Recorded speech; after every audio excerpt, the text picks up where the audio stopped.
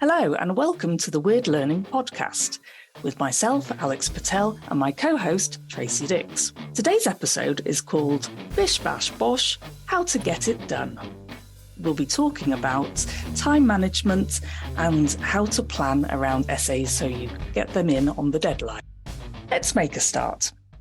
Tracy, why is it so hard to discuss, learn, or teach time management? Any thoughts? I think, first of all, it's really difficult to kind of pitch it as a subject because time management is that useless appendage, like an appendix, it's kind of there. You need to think about it, but it's pretty annoying. And I think the only time that anyone wants to think about time management is when it's not working very well for them. It's not like this is how to get a first for your essay or this is how to meet deadlines. Well, actually, maybe I've just hit on something. Maybe that's how we should be talking about time management. Exactly. It's not about, we all think you should learn to, manage your time really effectively. Yeah. And it's about what you're using it for. What is managing your time effectively anyway? Because there are lots of different techniques and different things resonate differently with people. So we were having a little catch up on this topic before recording, and both of us basically kind of said that a lot of the traditional time management techniques are not really anything that we stick to, are they, Alex? I beg your pardon, Tracy. I think we all know I enjoy a Gantt chart as much as anyone else. Okay, well, I know you love a Gantt chart, but the thing is you make it your own, and that's what it's about. You don't kind of adhere rigidly to any type of advice. You kind of think about it a little bit and adapt it to your own style, don't you? Yeah. So I don't know about you, but I've spent a lot of time trying to teach time management. A lecturer at the university I work for would say, "Oh, can you come in and do a session on this?" And as soon as you kind of start talking about time management, people just switch off and don't want to know. But like you say, it's really important. It's what helps you manage large projects and get to the end. So you've, spread your time out evenly over everything. You've not just focused on one particular area, then panicked, pressed print or submit. You've been able to carefully work out what needs your attention and divide up your time accordingly. So I did want to ask you, what situations have you been in where you may have had a time management crisis? Okay, so as a student, I think it's kind of what you make of it, really. But okay, I think what many students might consider a time management crisis was one time I wrote 3 assignments overnight. So one of them, and I really got into the flow with those 3 assignments, and I ended up doing quite well in them. I think I might have gotten a first or a high 2-1 in one of them. 2000. It was a 2,000-word essay, I believe, on Dombey and Son, which is a Dickens novel. But so I kind of had a couple of workarounds, I suppose, because I studied English literature, and one of my modules was on creative writing. And you could choose, well, I think all good modules should offer a selection of what kind of a assignment you would prefer to write based on what you might excel in. So you have a choice of, would you like to write a piece of prose or a poem or whatever else, maybe a dramatic piece, say. Anyway, on this occasion, I chose a poem, and I had a 2,000-word assignment, and I had something else, and I can't remember what it was now. It could have been a 3,000-word assignment, actually. Now, I have to say that the research for all my assignments had already been done, and the planning, I just did the writing up, and not even all the writing up overnight, but I didn't sleep. And so it was really a case of write it. And I probably submitted it early as well because I hadn't slept, and then kind of was in this heightened state of, I don't know what, but I couldn't sleep in the day either because of all the adrenaline. So I wouldn't say it was my finest moment. I certainly wouldn't recommend that anyone emulates what I did. But it is what it is, and I got through it. So, okay, I was going to talk about the poem. That's what I chose, basically, because a poem doesn't really have very many fixed rules. I mean, they don't have to rhyme. They don't have to be a specific length. They're a very creative piece. So I can't remember if I've ever talked about this on the podcast, but I wrote a poem that was in the shape of a pomegranate. And it was called Shall I Compare Thee to a Pomegranate? And I think I got a first for it because it was so wildly creative. Isn't that good, Alex? Well done. Well done. Because I think many students associate poetry with something that has to rhyme. And so they get stressed about it and they reject it. But I kind of, we used the Northern Anthology of Poetry. That was our main textbook when I was a student. And it had a whole variety of things, like E. E. Cummings, whose verse is like 2 lines long. I mean, I think it would have been quite courageous to submit a poem that was 2 lines long for an assignment. So I didn't quite have that kind of bottle. But I wrote a poem. I wrote a poem in the shape of a pomegranate. And that's a well-known kind of approach, isn't it? To go with a shape. Yes. And I did lecture on that same module later on, but unfortunately I can't tell you what it's called if you write a poem in the shape. No, me neither. But you could probably say word art, but I don't think it is. Well, I know it isn't. I think word art is something that's come later, like word clouds and the digital generation and stuff. Yep. So I was going to say, is this an example of you working smarter, not harder? I think you made a good choice that paid off in the end. I think, yeah. So I think choosing a type of assignment that I knew I could excel in was an example of working smarter, not harder. And I'm naturally more of a night person anyway. So I wouldn't, so working overnight would kind of have suited me better than working in the day when there are lots of distractions and, you have to worry about food and stuff like that. Whereas I don't know what it is about overnight. So I was probably working a good 8 hours, but you don't worry about meals somehow because psychologically it's not mealtime. So you don't have those distractions and you just run with it. I might have had a few coffees or tea or whatever. I never quite made it to Pro Plus, which some of my course mates were on. I'm not really into tablets and stuff if, Yeah, maybe the odd unfortunately. The odd paracetamol, that's about as far as I go generally. I like my natural remedies, Manuka honey, that kind of thing. Yes, so I probably had a few cups of tea and some biscuits and stuff. But, I didn't have to worry about cooking meals. And so I had that very long stretch of uninterrupted time, plus the pressure of the deadline to really focus my attention. But as I said, that was the only time I did that. I wrote that many assignments overnight. I did sometimes push deadlines, late, like to 3 a.m.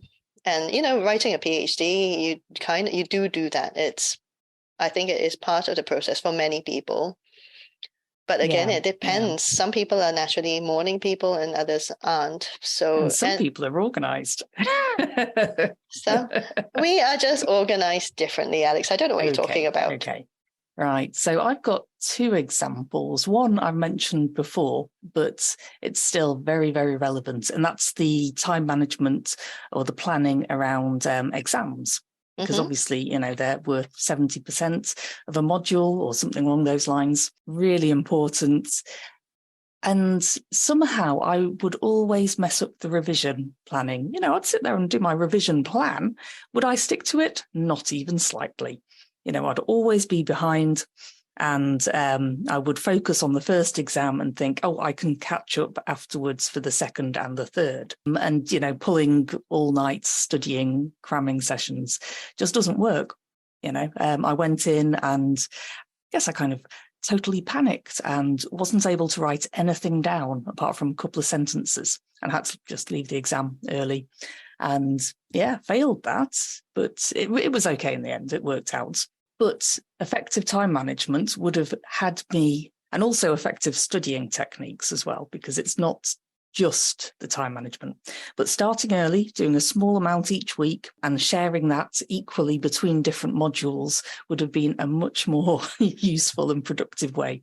But it requires kind of sitting down and thinking, I need to do this from the start. I know I've got these essays as well. I've got this other work to do, but I want to build my preparation for exams in quite early on and just do a little bit every day. So I've got two questions for you coming out of what you've just said. The first is, how did things work out in the end? And the second question is, so I completely take your point of consistency and trying to do a little bit every day. But what would you say to a student who comes and tells you that they can't keep on top of their reading? Because they have weekly reading, and on top of that, they have assignments to prepare for as well, and it's really overwhelming. So I see this quite typically, so particularly for law students. I agree. Who have to, or perhaps think they have to memorize a lot of cases. And also for students in the sciences, I think, who have exams to pass and, need to kind of build the basic foundational knowledge. Yep. Okay. So first question, things worked out for me because at that particular level, I'm not sure if it was second year or third year, but they did compensation. So because I'd done well in my other modules, or, relatively well, they were able to say, okay, this was like a one-off, we'll compensate the mark, take an average or something like that. But it did mean that I then had no chance of getting a first from my degree, which, is quite sad. What would I say to students who are struggling to keep on top of reading and note making? I would say, let's make this authentic and applied. So what are you trying to do? You're trying to apply this knowledge. You're not just trying to memorize it. So get yourself a set of exam questions or the types of questions that might come up in your discipline. So in law, it might be some examples of, a case that you're being asked to look into and work out which laws apply to it, what I would do is say, okay, I'm going to learn how to answer the types of questions that come up. Mm-hmm. And inevitably, it will mean that you have to go in and look at certain case law or whatever things keep coming up. And you will see, commonalities. There'll be certain ones that do keep coming up. And those are the ones which will stick in your mind more. And then you'll be ready for your exams. Yeah, so I think the key is to think about the kinds of themes that come up, like what are the main debates. So I can't remember the names now, but there is a case of the conjoined twins. Is it Josie and Mary or something? Where basically one twin has a higher chance of survival, but by separating them, the weaker one would die, basically. And so there was an ethical debate around that. So that's a very well-known case that is kind of discussed very often. So I think it is sometimes about, thinking what is the discussion? What's the opportunity for discussion here? And what case or cases do you feel best kind of exemplify the debates surrounding those issues? Yeah. And I would say to do the same thing for other subjects. So, I used to sit and think, I've got to condense my notes into little cards or, read through them. But I wouldn't do any of that now. I would get a load of questions and go through my notes, go through the textbooks and come up with the best answers I could for those questions. And just make sure those questions cover all aspects of the course and you're sorted and you're practicing exam technique at the same time. So I often come up against some resistance from students about adopting this approach of using sample questions for revision. And I think I can empathize with that because as a student, so when I was at university, I had one exam. I didn't do particularly well for it. And my mom was really upset because her thinking was, you had one exam. Could you not have done better than a 2-2 for it? And I was like, well, Mom, the whole point of choosing the course I did was because I'm no good at exams. I mean, now, obviously, okay, so the reason I was no good at exams back then was because I had the same resistance. And I felt, like, how can I possibly do all this?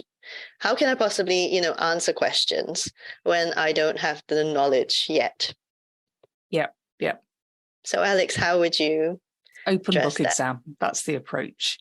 So and you work with the exam question and use your notes, your textbooks, whatever resources you need to answer it. And that is your revision. So instead of rewriting notes, you are writing answers to the types of questions that will come up. Absolutely. And open book exams have become the norm now, haven't they? Yeah, for a little bit anyway. Well, so with students I have spoken to, I would say I think every single one has an open book exam now. Oh, right. They are timed. Yeah. So, I mean, that's not every single student, but I'd say as a sample, it's pretty accurate, I guess. Yeah, so they're timed for so many hours and they have to formulate a response in that time, but they have access to all the resources. And I really support that because I think memorization is kind of a waste. And, like, for example, when I go to the GP, and you list a few symptoms, they take out their little book and they reference things. They don't have everything in their memory.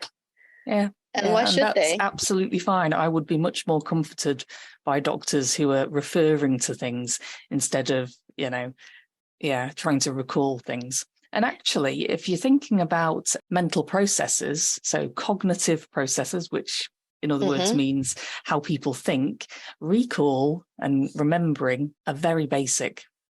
We much prefer to think of things like analysis, evaluation, creation, application as being better, higher order skills. So there you go. That is Alex's hard evidence that the method we're recommending is much more beneficial than trying to memorize.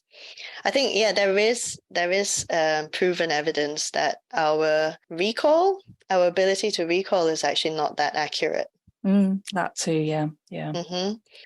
Yeah, so, and that's the thing. So if you start with a question as your basis, rather than kind of aiming to memorize things that are in your textbooks or in your compulsory reading, then the way that you absorb that information is going to be very different, isn't it? Because you are going to be collating information in a way that's a lot more purposeful and is aimed at application rather than memorizing facts. So it's a much more flexible approach, very dynamic, very flexible. You're interacting with the information that you're given rather than just kind of glazing over because you're trying to memorize it and there's no goal.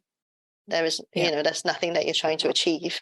Yep, so it is a far more active approach than, well, and also, I believe that we as human beings are at our most passive when we're watching TV. So it's kind of translating that knowledge or that experience. If you're sitting in front of a textbook or reading off a screen or whatever with no kind of aim in mind, I think that would be as passive as watching TV. What do you think, Alex, with your neuroscience background?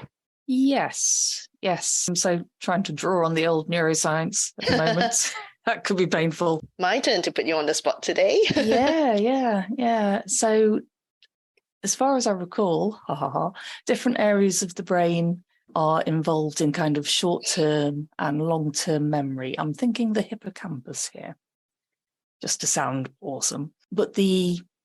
And then you have specific areas that are involved in reading. So you've got the optic lobe at the back. And then if you're converting it into, well, that's the thing, actually. If you're just reading, what are you converting it into? You're not necessarily converting it into anything, are you? Nope. You might just be running it into the short-term memory, and then it's gone. It's just drifted off into the distance. When you're thinking about things deeply, it means you're involving your frontal cortex, your prefrontal lobe. So there are a lot more connections going on there.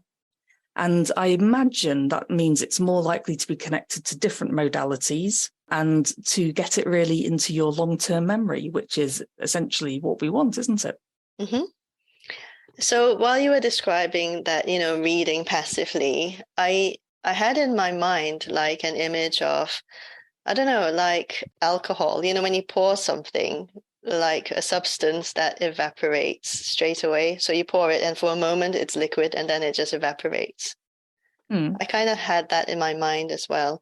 But also, I think in terms of the kind of popular neuroscience, that's what I read, as opposed to the very hard sciencey stuff that Alex is familiar with. The human brain needs to go over information several times in order to actually absorb and process it. So in order to like assimilate it into that long-term memory, so for example, when we're learning new things or when we're being shown things, we need to be shown things several times before we actually remember. And that's a very natural part of the process, isn't it? And yes, kind of. You're not going to tell me now that I just have a terrible memory and it's just me, I hope. No, I have a terrible memory. But you remember I was saying to you the other day that if somebody's telling me how to do something on the computer or in whatever situation, used to be in a lab or with test tubes and whatever, then I always used to make notes. And it may have stuck with me more because of the note making. However, it also meant I could obviously, when I had to run through it myself, I had my notes there. But it would mean that I would only need to be shown something once in order to learn it. But it could also be because you've processed it twice, because you've heard it, and then you've kind of interpreted it and you've written it down. Yeah. So you processed it a few times. Yeah. And apparently, okay, so I heard this from somewhere, and perhaps you can confirm it or we can confirm it later on. When you write something down, it's 41% more likely to materialize. Sorry, where does the 41% come from? Straight away, my critical analysis senses spider tingling. I thought you would say that. I heard it on another podcast. But, I'm sure it's something we can look up. Yeah. Well, if it's a very specific percentage, it means it could only possibly have come from one research paper. And you'd kind of want more than one research paper.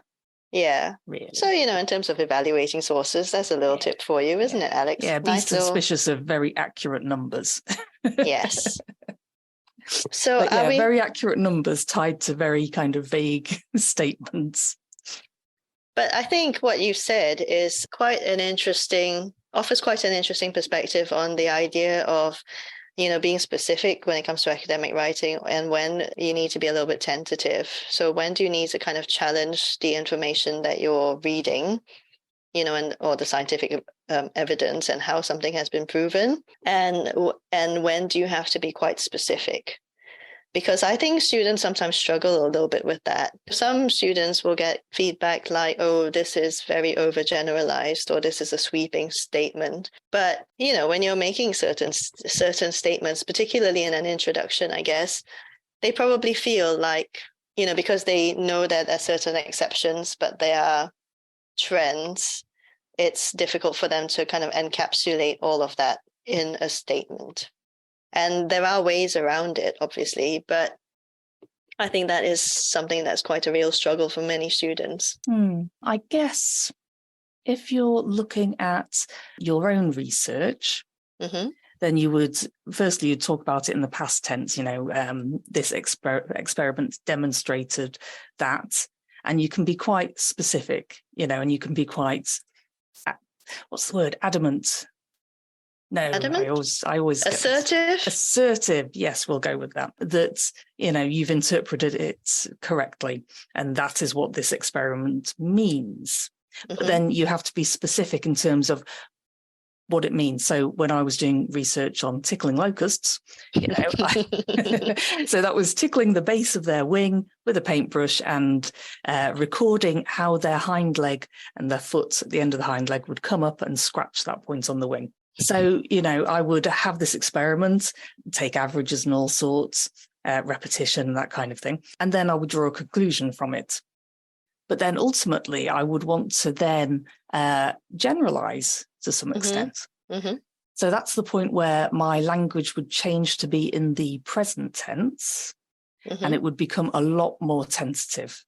Yeah. So and it would also have to acknowledge the limitations. So it might be that whilst we see in locusts that they can accurately scratch two different parts of their wing, and this adapt as they increase in size. This cannot be applied directly to humans because they have very different nervous systems. However, it does indicate that even simple nervous systems are able to calculate trajectories and pathways of movement.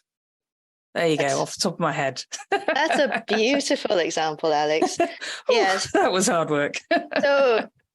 But it is. So academic writing is quite hard work and it does take practice, but you do get better. So that was beautiful. So I guess, so let's break it down a little bit. So saying that humans have very different nervous systems from locusts is being specific about exactly what it is that's different. Whereas, for example, if you were to say humans are not locusts, it would, I mean, okay, so that would be a bit of a duh moment, but your marker would probably say something like, in what way, know, more detail required. Yeah, so exactly. So that is when the specificity comes in. But also, you were very specific about exactly what the limitations were of your study. So your study proves certain things. I can't replicate what you just said, Alex, because it's in one ear and out the other, this locust tickling. Yeah, so you don't just say that there are limitations. You have to be specific about exactly what limitations you've identified. Yeah, and ideally kind of explain what that means. So just very quickly, actually, one thing that really intrigued me was because I remember you were saying something like, oh, the university is pulling research into locusts. And my initial reaction was, okay. But, but when you explained why it's important by saying that one thing that is really important in terms of when it comes to academic writing is trying to kind of tie the research to why should people care about this? And, that's really fundamental in terms of like being able to gain funding for it, to fund research, because that's quite a difficult thing to achieve, isn't it? But if the funding organization literally goes, okay, so you're researching locusts and what? They need to know the so what, don't they? Yeah. Like, why is it compelling? How does it benefit humanity? What change is it going to create in the world? Those sorts of ideas. And that's also something that students need to do in essays. So you're not trying to grab funding from your professors, but you are trying to grab their attention. Yes. So you want them to read your introduction and go, intriguing. I didn't expect them to take this perspective. And then read through it, great argument, get to the end. And then that's when, you say, and this conclusion means we can do something, really, real, but, something important, something interesting. What's the real world application for it? Yeah, but don't go too crazy, like world peace may be a bit beyond the scope of your essay.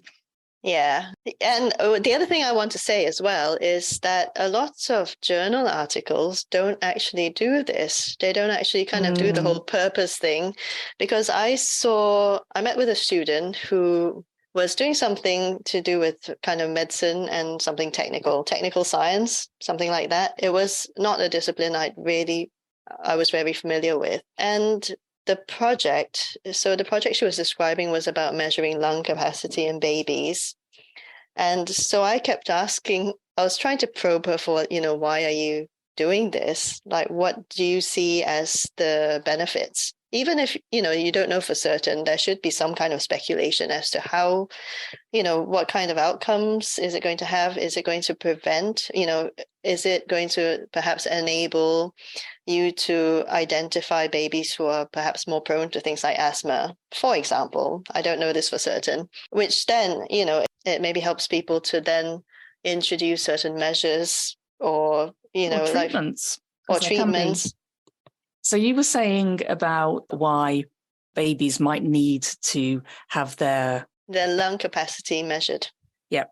Okay. So one example that's of that might be that premature babies often, need additional treatment for their lungs. So steroids can be given to help their lungs get ready for life in the real world, I guess. So that might be a way of determining what the next step of the treatment would be. Yep. But it is important to kind of tie it to that practical next step. So this student had been asked to kind of disseminate her research and her findings in the style of the British Medical Journal. And she was given, a kind of sample article to sort of emulate, I guess. So this is what like a model article is supposed to look like.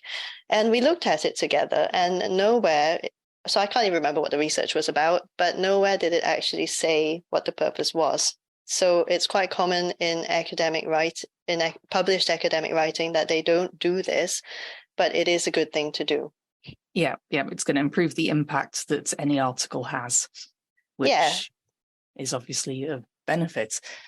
Okay, so shall we go back to a bit of the old time management now after our little digression? It was quite a digression, but I like to think that was very much in the vein of the working smart, and little things, little tweaks to the way you work that can have a big impact in your grades and in terms of like time saving. Yeah. Okay, so hopefully everything we've discussed so far has been helpful to you. And if it has, do tell your friends about this podcast so that it can reach more people. We can help more students to achieve their goals at university. But also, we are holding brainstorms. So we'll brainstorm your essay question with you a couple of times a month. So do sign up to our mailing list so you can get news of when that's happening and a link to join. Yep. And the other thing that we'd like to highlight is that we have our signature course, Fast Track to Academic Writing, which will basically scaffold you and give you all the tips and approaches you need to put together your essay, from the researching and reading to the writing and the editing. And it will save you huge amounts of time and get you the grades that you want. Mm-hmm. And don't forget analyzing your essay question, my favorite part. I think editing's mine. Okay. Yeah, we can sense that. You can probably sense that if you go through the fast track to academic writing. Yeah. What our favorite parts are. Okay, so shall we get on to some nice simple tips that our listeners can adopt? One more question. Okay. What are the consequences of poor time management? So I guess from a student perspective, it could be like, for me, not sleeping overnight, potentially missing your deadlines. Now, so essay submission exam submission as well, is all automated these days. And if you're not prepared sufficiently in advance, then there is a chance that the technology could glitch and your work isn't submitted on time. I did have an instance where this happened with a student, and they were marked with a 0 automatically. And it sounds like it's going to take quite a lot of hassle to get that sorted out through the appeals process. Yeah. So what you'd need to do if that does happen to you is submit it to the office and the module convener by email and say, look, there's been an issue before the deadline. But yeah, if you give yourself, half an hour or whatever to make sure you can get it submitted, that is going to really help. That's a really good idea as well, Alex, because I think this student basically tried to grapple with technology. She did contact her personal tutor or whoever, but didn't actually submit the assignment to them by email, and that would have been a good way. So the key thing is submitting it, because then they have the evidence that it was complete at that point and no further changes have been made. That's true. Although with exams, are you expected to sometimes write your exams on a specific form or an interface that might not be easy to email? I think it's going to vary quite a lot. I think some universities have bought, quite fancy exam type software, which would do all that side of things. Others, I think, use their virtual learning environment. So it might be entering text in Blackboard or Moodle or one of the other types of virtual learning environments. Whereas some possibly even go more old school, where it's a Word document that gets submitted. So it's worth kind of planning ahead, but Definitely. the most important thing is allow about half an hour for submission and don't push things right up to the deadline because, I mean, if you're feeling already stressed out because of your workload, it's not going to help if you have to go through an appeals process as well on top of everything else. Yeah. So one of the consequences that I'd like to bring up is that sometimes students will just get to the point where they're incredibly overwhelmed. The deadline is right then and there. And because it's a high stakes deadline, they feel they've got no other choice but to cheat in some way. So it might be copying and pasting something off the internet, or nowadays it can be using artificial intelligence to write an essay. And it might be that normally they're very honest about their work and really, passionate and motivated about it. But that in this particular situation, they have just become, got stuck in a pit, and the only way they see to get out of it is to, just for this one and only time, cheat. So that is something I think, it can happen to almost anybody, really. So that is one of the really scary consequences of really bad time management, is that you could get stuck in this position. I have a little story about that. Go on. Not about me personally, but so when I went to university, I went with a friend from Singapore who was a classmate of mine, and she was brilliant. She was a really good writer, and she scored 85% on one assignment, I remember, which was just like incredible at the time. Everyone was just like, wow, that's amazing. How did you do that? And I can't exactly tell. I don't even know if she graduated in the end. So she wasn't at our graduation. And I'm not sure if she might have not passed or perhaps got a 2-2. And it was because of plagiarism. So I hear, which is a real shame. And it just goes to show that even the kind of brightest and most brilliant students, if you don't manage your time properly, you can end up doing way below what's expected of you. Yeah, being really desperate. Yeah. So I think it's probably about time that we solved all your problems with some of our wonderful bespoke advice. Or would you maybe like to start? guide you to solve your problem. Am I overselling it? In the way you best see fit. Yes. Well, we'll give you some approaches which work, but again, modify them for your own, lifestyle, the way you work. And your personality. Yeah. Would you like to go first, Tracy? Okay, yeah. So I would like to talk about tiny habits. So there is a book called Tiny Habits by B.J. Fogg. And this is a really good example of something that didn't really need to be a book, but there were some very useful tips in it. So the main message is to break things down into such tiny, manageable tasks that there is no barrier to you starting on it in the first place. So don't set aside a whole day to studying or to just preparing for your exam. Be really specific about what the outcome is that you want from each task. If all you can envisage is a day stretching endlessly ahead of you when you just have to revise, but with no goal. So we talked about looking at exam questions and applying knowledge. So that helps you to define those goals.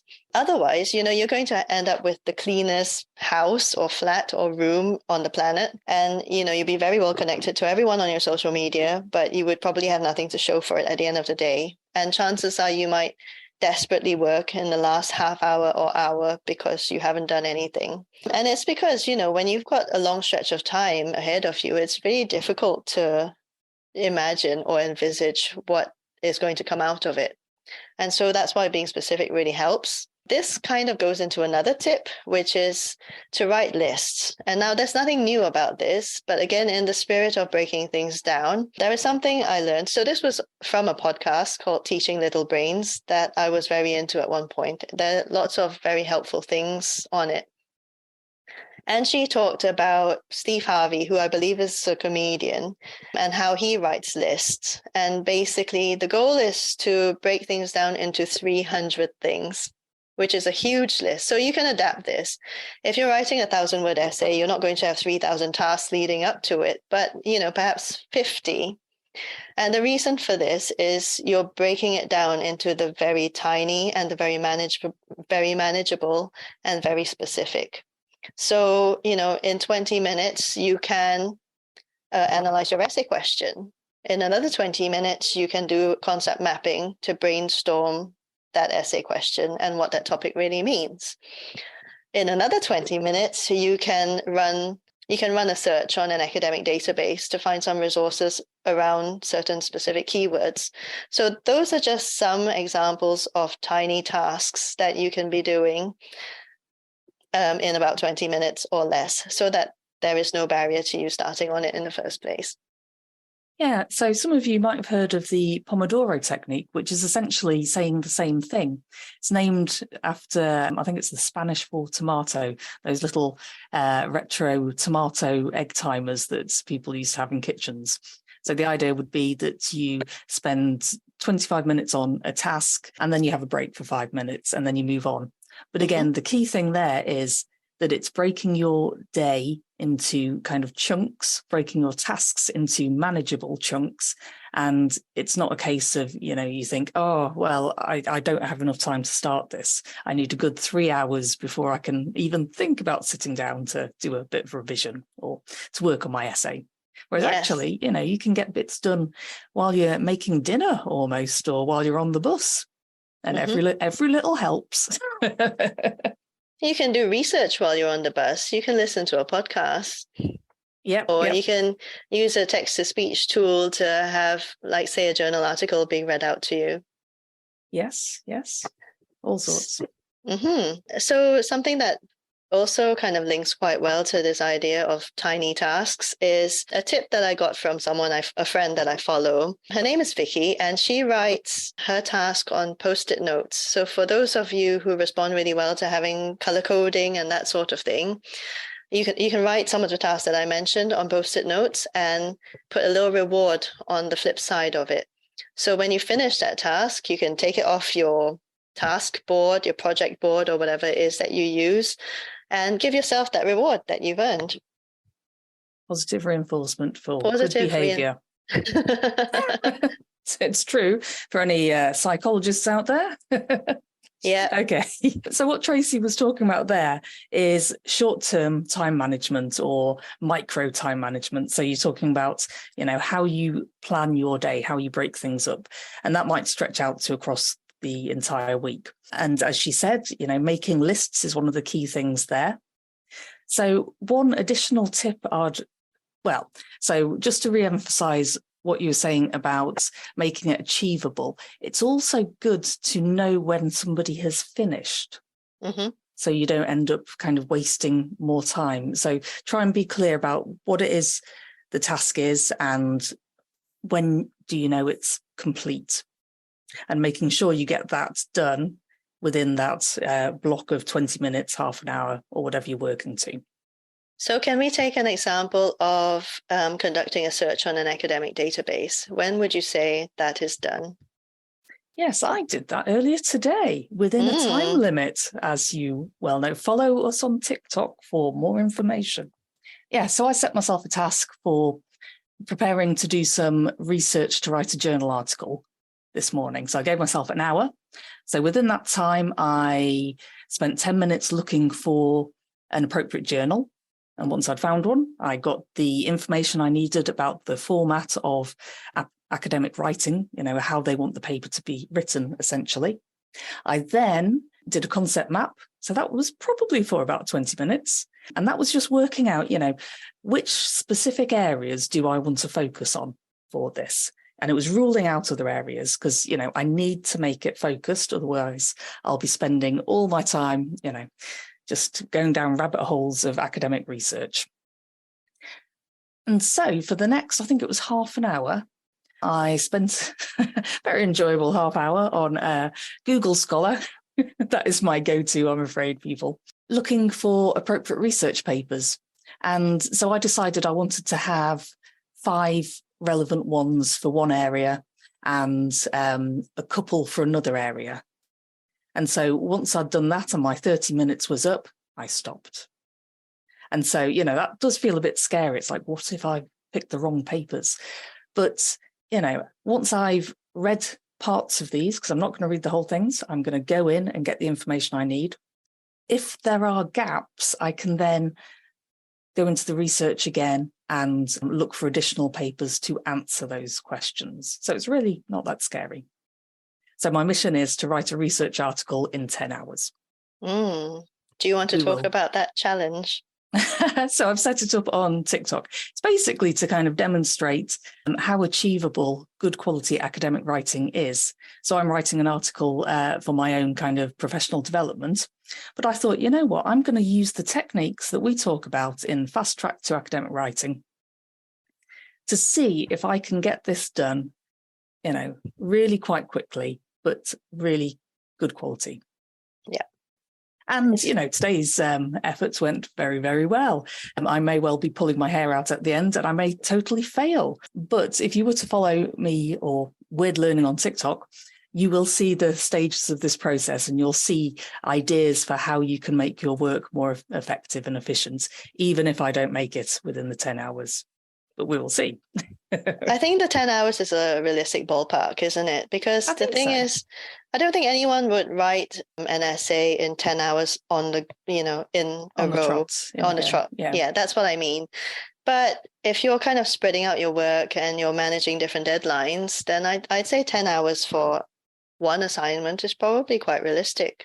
Yep. So I'm doing 1 hour a day. And so that brings us on to another aspect of time management, and that's long-term planning.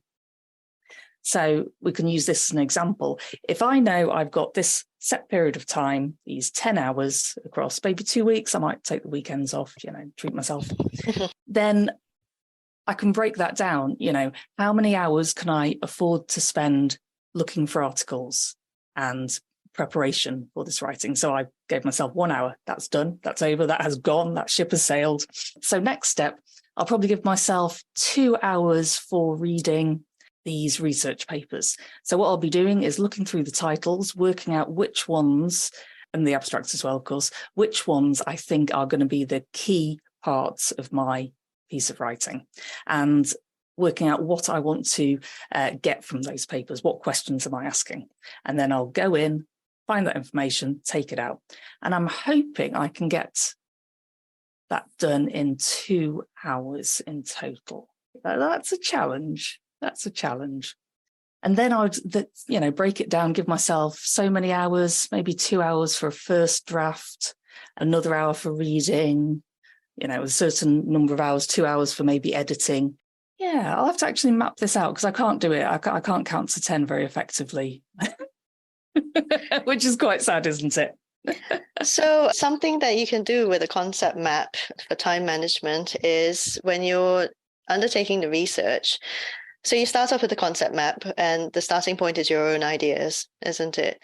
But as you kind of uncover all this relevant research, you can start adding, for example, the author's names and what they discuss to your concept map and kind of build up, develop your argument a little bit so that actually when you've develop the concept map a lot more fully. So this is going beyond the initial 20 minutes. You're going to start having a really good idea of exactly what argument you want to make by the end of it. Yes. And so that means that the writing up stage is going to be a lot easier and a lot clearer, when you embark on it, which helps to overcome the sense of writer's block, because people say, oh, I don't know how to start. And there are various tips for that. Some people will say, just sit down and write and see what comes. That can be okay because, getting started is better than not getting started. But I think if you can gain that initial clarity by building on that concept map, so much the better, because you can see how all the different ideas kind of connect to each other, how they challenge each other, and other things in between, like more nuanced arguments, which when it comes to writing your introduction will help you very clearly define the scope of your argument and discuss, this is what, my findings have shown, this is what your essay is going to be about and what it's not going to be about. And in terms of the going further and writing the conclusion, you'd also be very clear on, well, what direction do we think this is headed? Where are we in the research field at the moment and where could it go in future? And, what are the current limitations that could be addressed? Yep. So now, Alex, while you've been describing this process of your 10 hours of, putting this article together, you've been kind of talking in quite a linear fashion of starting at the beginning. Whereas when we were kind of just brainstorming some ideas for this episode earlier, you mentioned deadlines and starting from the deadline. And working back. Mm-hmm. A timeline of these 10 hours. So I've already used an initial block here, so we'll ignore that. But that was for the first hour was my understanding, like the concept map, what I was researching, what I needed to try and write, and some initial scoping out of papers. So you were saying, Tracy, that usually I try and work backwards. So that does make a lot of sense as well. Let's start from the end. So I'll definitely want 1 hour final kind of proofreading and checking references. I will want probably 2 hours editing a story, because that's quite a fundamental thing. Go on. How long do you think your article is going to be? You don't want to know. 4,500 words. Oh, wow. Okay. So if you can write this in 10 hours, this is something that's going to be very valuable. It'll be a miracle. Yes. So my reading, I guess it's going to have to be 3 hours, 2 hours at the start there. And then I'm going to go with an hour revisiting the concept map there. And then that's not bad. That's 1, 2, 3 hours on the first draft. Mm-hmm. So now I know when I get to the end of each of these points, I have to stop. Mm-hmm. Otherwise, it will not be achievable. I think the other thing as well is for someone who is perhaps less well practiced in academic writing, you might want to allocate more time to the editing process. I think 3 hours for the first draft is quite realistic, but the devil is in the detail, isn't it? And the kind of reframing of those topic sentences can take time, especially if you're not very used to academic writing. So I'm just kind of offering a bit of a reframe, just to think about it's based on your own kind of abilities, really. Yeah. How long you think you want to spend on each task.